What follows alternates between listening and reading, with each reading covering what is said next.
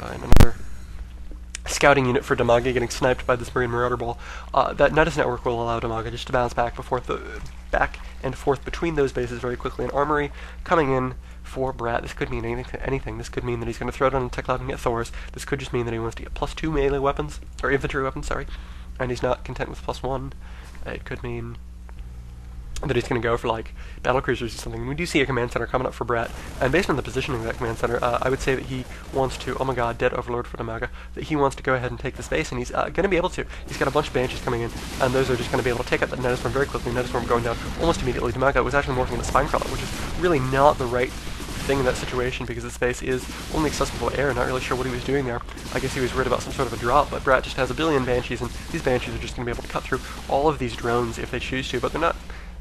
Brat's not really worried about drones right now. He's worried about Dimaga's combat units, so he's just going to go ahead with these banshees and going to go see what he can snipe over here.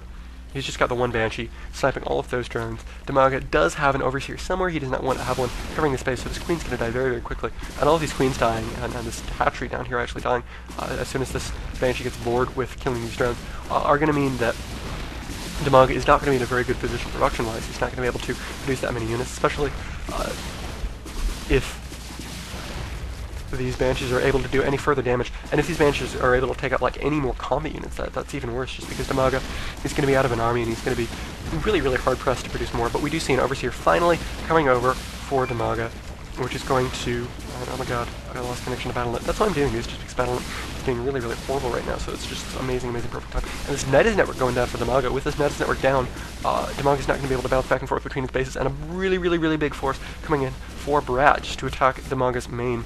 Not the best attack, I don't think. I mean, he's in a really good position, and Dimaga doesn't really have the biggest. Oh my gosh, a bunch of banelings coming down. These banelings are going to be able to do a bunch of damage, but they are just going to get pushed off. Some nice focus fire going on by Brat. I think that was why they were pushed off. But if Brat had just sniped that Nidus network and just gone ahead and attacked that 9 o'clock base, he just would have been able to take that out really easily without losing anything. Baneling's not really able to do a whole bunch of damage, and this Nidus network is loading up units, I guess. Not really sure why all these roaches are in there.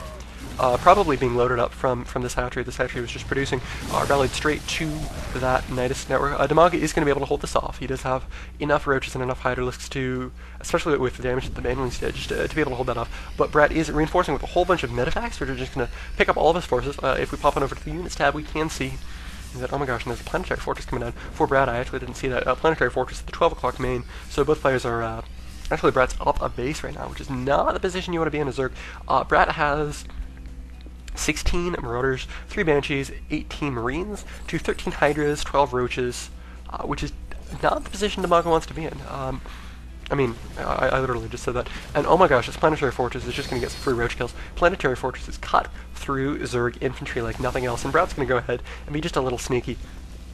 Dimaga already went ahead and sniped this Nidus, Brat already went ahead and sniped this Nidus network with his Banshees, which is very, very solid play. So Dimaga has no way of reinforcing this. There's just these spine crawlers that are.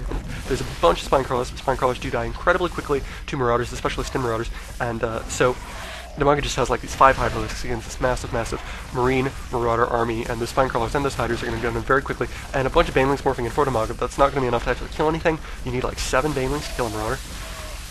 Those Marauders are already at very, very low health, and you can see that they did not get taken down by those 4 banelings just floating right on top of them. So Dimaga is calling GG. Very, very nice play. Oh my god, that's like 1 billion people spectating. This is probably Zotac Cup or something, just because there's a guy named Zotac in it, which makes me think this is Zotac Cup. So I'm going to look up and see what's going on with the Zotac Cup and confirm that this is that game and put that in the comments, hopefully.